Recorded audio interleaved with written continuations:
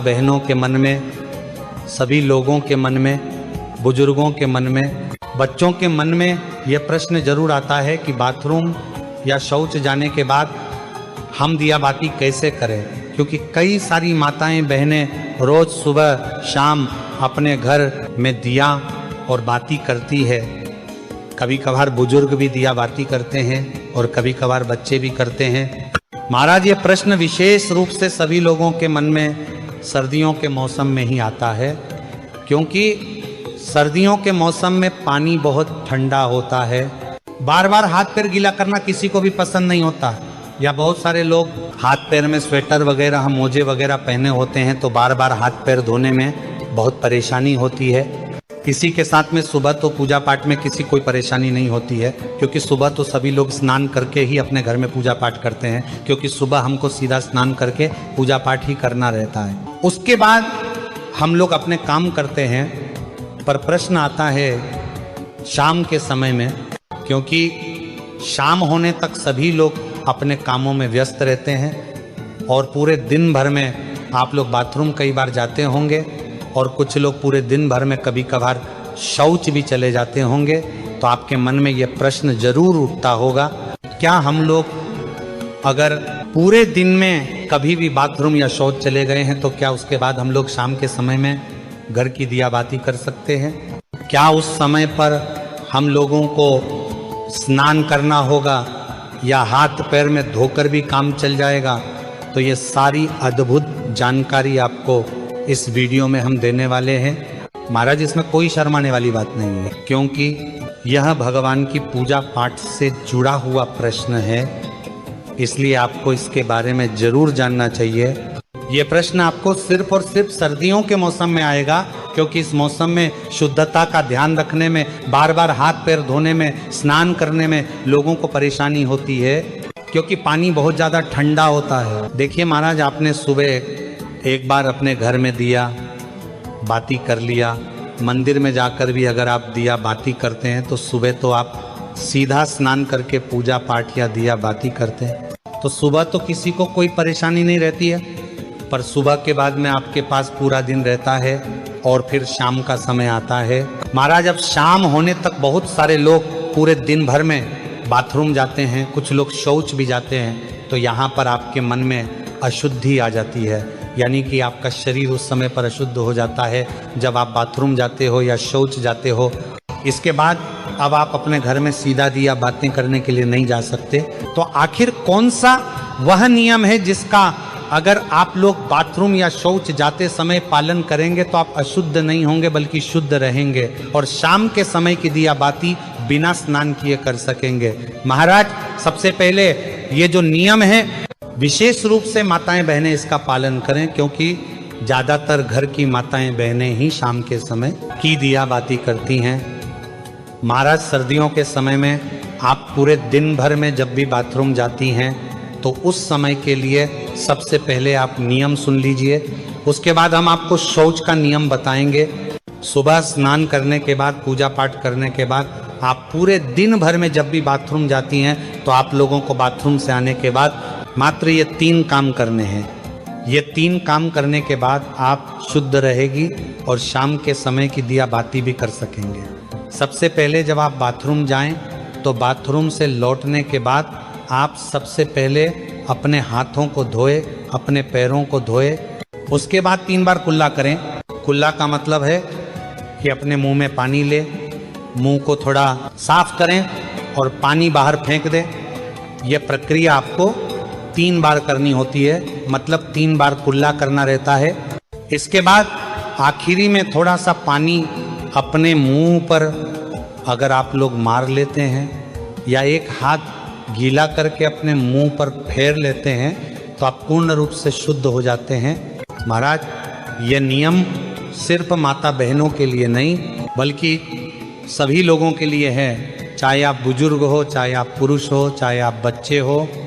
अगर आप बाथरूम से लौटने के बाद इस तरीके से ये 3 कार्य करते हैं तो आप पूर्ण रूप से शुद्ध हो जाते हैं। महाराज, अब आप लोग कहेंगे कि यहाँ पर भी तो हमें पानी का इस्तेमाल करना पड़ रहा है, पर यहाँ पर आपको कम पानी का इस्तेमाल करके हाथ मुंह धोना पड़ रहा है। अन्यथा फिर आपके पास स्नान करने का ही एक आखिरी तरीका बचता है। आप चाहे तो हाथ मुंह धोने के लिए गर्म पानी भी करके रख सकते हैं, इसमें कोई परेशानी नहीं है। पर बाथरूम से लौटने के बाद अगर आप ज़्यादा कुछ ना भी कर पाए तो अपने हाथ पैर जरूर धोएं। महाराज, अब कुछ माताएं बहनें या कुछ लोग ऐसे हैं जो सुबह अपने घर से बाहर ऑफिस ड्यूटी अपने काम पर जाते हैं, तो उनके मन में यह प्रश्न जरूर आएगा कि हम लोग बाहर रहकर इस नियम का पालन कैसे करें। तो महाराज, अगर आप लोग बाहर काम करने जाते हैं, ऑफिस या ड्यूटी जाते हैं, तो उस जगह पर आप इस नियम का पालन नहीं कर पाएंगे, क्योंकि उस समय पर आप पैरों में मोजे और जूते पहने होंगे या वहाँ पर आपको वैसा स्थान ना मिले कि आप अपने हाथ मुंह धो सके। तो इसलिए बाहर रहकर ये सारे नियम संभव नहीं हैं। तो जितने भी लोग बाहर रहते हैं, पूरा दिन काम करते हैं और शाम को अपने घर पर लौटते हैं, उनके लिए एक अलग नियम है। महाराज, अगर आप सभी लोग शाम को अपने घर लौटकर अगर गर्म पानी से स्नान कर सकें तो बहुत अच्छी बात है।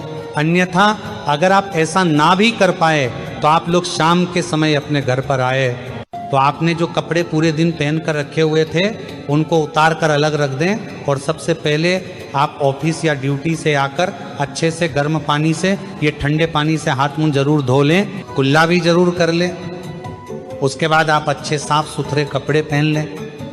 फिर उसके बाद आप अपने घर की पूजा पाठ करें, कोई दिक्कत परेशान नहीं, और इसमें आप शुद्ध भी रहेंगे। पर महाराज, अगर आप पूरे दिन भर घर के बाहर रहते हैं और काम करते हैं तो आपको कोशिश करना है कि आप शाम के समय घर पर जब आए तो स्नान कर लें और फिर साफ कपड़े पहनकर अपने घर की दिया बाती करें। महाराज, अब बहुत सारे बुजुर्ग ऐसे होते हैं जो कि ठंड में अपने हाथ पैर के मोजे नहीं उतारते हैं, और वह लोग अपने घर की दिया बाती करें, तो उन लोगों को किस नियम का पालन करना चाहिए? महाराज, जितने भी बुजुर्ग जन हैं वह लोग बाथरूम जाते समय भले पूरे दिन मोजे न उतारे और सिर्फ हाथ धोकर कुल्ला करके बाहर आ जाए, पर जब आप शाम के समय अपने घर में दिया बाती करें या मंदिर जाएं तो उस समय आप वह पैर के मोजे उतार कर ही जाएं, और हो सके तो शाम के समय की दिया बाती से पहले आप हाथ पैर जरूर धो लें। आप चाहे तो गर्म पानी का इस्तेमाल कर सकते हैं। महाराज, अब हम लोग सीधा बात करते हैं कि अगर आप लोग पूरे दिन भर में कभी भी शौच चले जाते हैं तो उस जगह पर आप लोगों को क्या हाथ पैर धोना चाहिए या स्नान करना चाहिए? क्या आप लोग उस समय शुद्ध रहते हैं या अशुद्ध?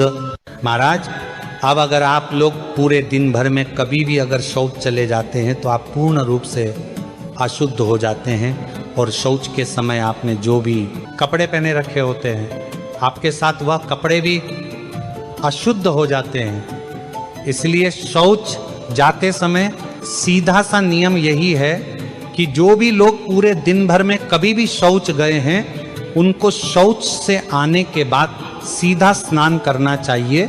अगर वह शौच से आने के बाद स्नान नहीं करते हैं तो उनको शाम के समय की दिया बत्ती नहीं करना चाहिए या मंदिर नहीं जाना चाहिए, क्योंकि आप अगर शौच से आने के बाद स्नान नहीं करते हैं तो आप अशुद्ध रहते हैं। अगर आप शौच से आने के बाद सिर्फ हाथ मुंह धोते हैं तो भी आप शुद्ध नहीं होते हैं, और शौच जाने के बाद भी आप लोग उस दिन अपने घर की दिया बाती करते हैं तो इससे भगवान आपसे नाराज होते हैं, या मंदिर भी जाते हैं तो ऐसा भी आपको नहीं करना चाहिए। महाराज, ये नियम सभी लोगों के लिए है, इसलिए पूरे दिन में जब भी आप शौच जाएं तो आपको उसके बाद स्नान ही करना चाहिए, तभी आप शुद्ध होते हैं। या अगर आप इतना ना कर पाए सर्दी होने के कारण तो उस दिन आप अपने घर की दिया बाती ना करें या मंदिर ना जाए, उस दिन आप किसी और से अपने घर की दिया बाती करा लें। महाराज, यहाँ पर प्रश्न ये आता है कि सर्दियों के समय ज़्यादातर लोग मोटे मोटे कपड़े या स्वेटर वगैरह पहने रहते हैं, तो अगर वह शौच जाते हैं तो इतनी सारी चीज़ों को धोना संभव नहीं है, तो वह क्या करें?